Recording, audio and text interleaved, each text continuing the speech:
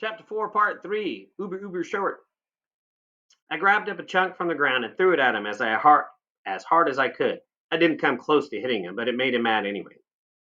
He let out a squall and threw one of my apples straight at me. I had to jump sideways to keep it from hitting me. The idea of an old monkey throwing something at me was more than I could stand. I went all to pieces. I had a darn good bean shooter and was a good shot that I could almost drive nails with it. Bean shooter is like a slingshot. Mm, I jerked it out of my pocket and reached for some ammunition. When I discovered that I didn't have one little rock in my pocket, that really made me mad. It looked like everything in the world was going against me. Not far away was a washout, and the bottom was covered with gravel. I ran over and jumped down in it. Dropping to my knees, I started filling my pockets with small rocks. Rowdy, I said, I don't care what the old man in the mountains or anyone else does. I'm not going to let that monkey get away with this. I'll make it so hot for him he'll think that the woods are on fire. With my pockets bulging with ammunition, I climbed out of the washout and ran back to the sycamore tree. The big monkey was still standing out on the limb, jumping up and down and laughing his head off. I loaded my bean shooter and pulled the rubbers back as far as I could. Taking dead aim, I let go. We're going to say that the name of the first rock that he shot, this is a question that's going to come up.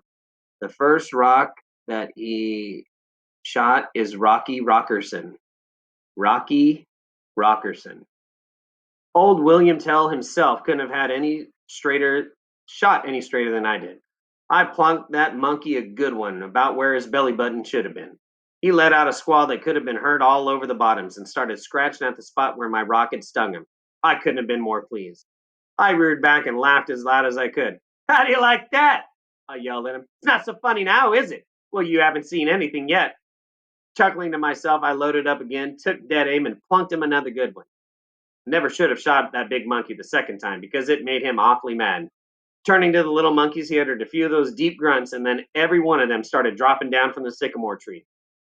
This was the last thing in the world I expected the monkeys to do, and I didn't like what was happening at all. I started backing up, one step at a time. Holy smokes, Rowdy! I said, they're coming after us. I didn't think they'd do that, did you? By the time the big monkey had reached the last limb on the sycamore tree, I had a pretty good head start on him. He stopped there for a second, opened his big mouth, and showed me those long teeth again. I wouldn't have been more scared if someone had thrown a crosscut saw at me. I dropped my bean shooter and let out a squall that didn't even sound like me. They're going to eat us up, Rowdy! I yelled. Let's get out of here! That's the end of chapter 4.